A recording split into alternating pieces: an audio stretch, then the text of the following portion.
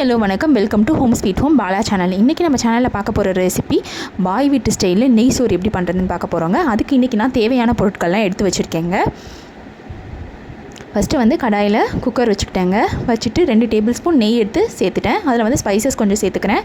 பட்டை, பிரிஞ்சி இலை, லவங்கம், கிராம்பு, ஜீரகம், சோம்பு எல்லாம் சேர்த்தாச்சுங்க. ஏலக்காய் எல்லாம் சேர்த்தாச்சு. அதில் வந்து ஒரு பெரிய வெங்காயம் நல்லா ஸ்லைஸ் பண்ணி வச்சுருக்கேன், அதையும் சேர்த்தாச்சு.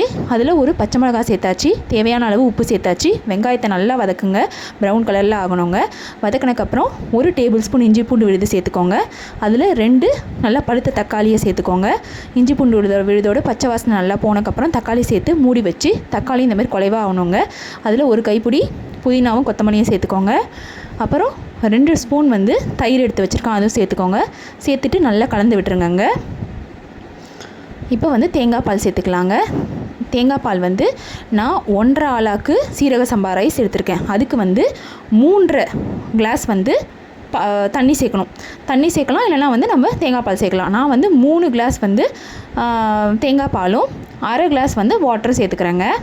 சேர்த்துட்டு நல்லா கலந்து விட்டுக்கோங்க. ஜீரக சம்பா ரைஸ் வந்து 1.5 ஆளாக்குங்க. இதை வந்து ஒரு 1லேருந்து 1.5 மணி நேரம் நல்லா ஊற வச்சு கழுவி வச்சுருக்கேன். அதையும் சேர்த்துக்கோங்க. சேர்த்துட்டு இந்த ஸ்டேஜில் வந்து உப்பெல்லாம் நல்லா செக் பண்ணிக்கோங்க. செக் பண்ணிவிட்டு லோ ஃப்ளேமில் வச்சு க்ளோஸ் பண்ணி வச்சிடலாம்.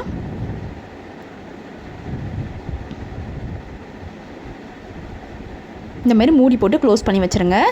நம்ம வந்து விசில்லாம் எதுவும் வைக்க போகிறது கிடையாது. கொஞ்சம் நேரம் கழித்து ஓப்பன் பண்ணி பார்த்தீங்கன்னா இந்த மாதிரி தண்ணியும் ரைஸும் ஒன்று சேர வந்துகிட்ருக்கும். லைட்டாக மட்டும் கிண்டி விட்டுக்கோங்க. கிண்டி விட்டுட்டு திரும்ப க்ளோஸ் பண்ணி வச்சுருங்க.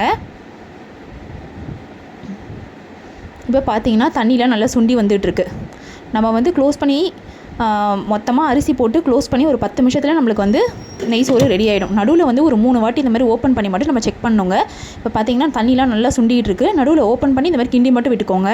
இல்லைனா வந்து அடி பிடிச்சிரும். இப்போ வந்து இந்த மாதிரி நல்லா ஸ்ப்ரெட் பண்ணி ஈக்குவல் பண்ணிவிட்டு க்ளோஸ் பண்ணி வச்சுருங்க.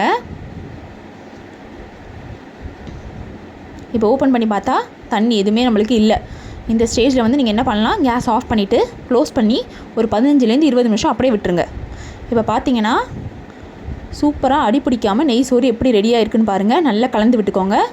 அடியிலலாம் எதுவுமே பிடிச்சிருக்காது. இந்த மாதிரியே பண்ணிங்கன்னா அடி பிடிக்காதுங்க. இதில் வந்து 1லேருந்து 2 டீஸ்பூன் நெய் சேர்த்து நல்லா கலந்து விட்டுக்கோங்க. இதே மாதிரி நீங்களும் உங்கள் வீட்டில் நெய் சோறு ரெடி பண்ணி பாருங்கள். உங்களுக்கு இந்த வீடியோ பிடிச்சிருந்ததுன்னா லைக் பண்ணுங்கள், ஷேர் பண்ணுங்கள். நம்ம சேனல் ஹோம் ஸ்வீட் ஹோம் பாலாவை மறக்காமல் சப்ஸ்கிரைப் பண்ணுங்கள். தேங்க்யூ.